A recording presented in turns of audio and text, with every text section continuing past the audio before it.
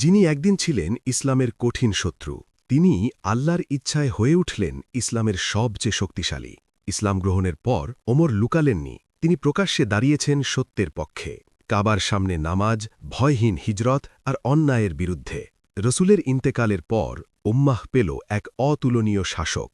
খলিফা হয়েও তিনি ছিলেন সাধারণ মানুষের মতো। রাতে কাঁধে খাদ্য বয়ে নিতেন।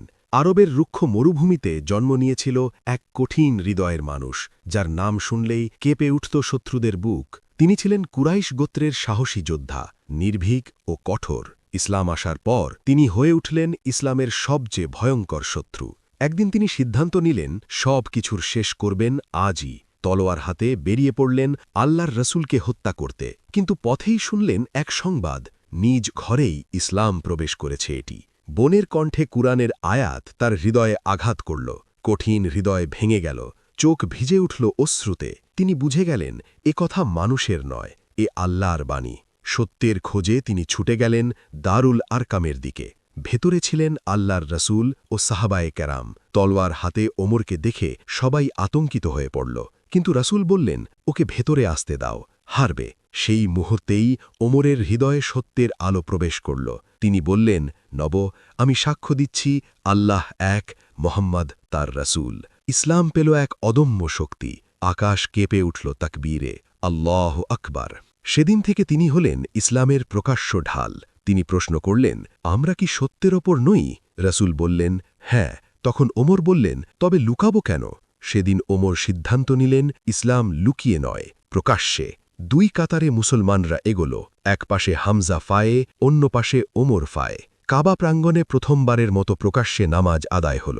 কুরাইশ বিস্ময়ে হতবাক, ভয় আর সাহস মুখোমুখি। সেদিন ওমর পেলেন উপাধি আল ফারুক, কারণ তিনি সত্য ও মিথ্যার মাঝে স্পষ্ট রেখা টেনে দিয়েছিলেন। নির্যাতনের দিনগুলোতেও তিনি ছিলেন মুসলমানদের ঢাল।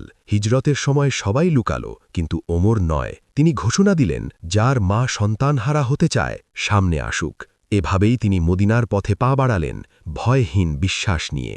মদিনায় পৌঁছে ওমর শুরু করলেন নতুন জীবন, ইমানের শক্তিতে। তিনি সব সময় থাকতেন আল্লাহর রসুলের ছায়া সঙ্গী।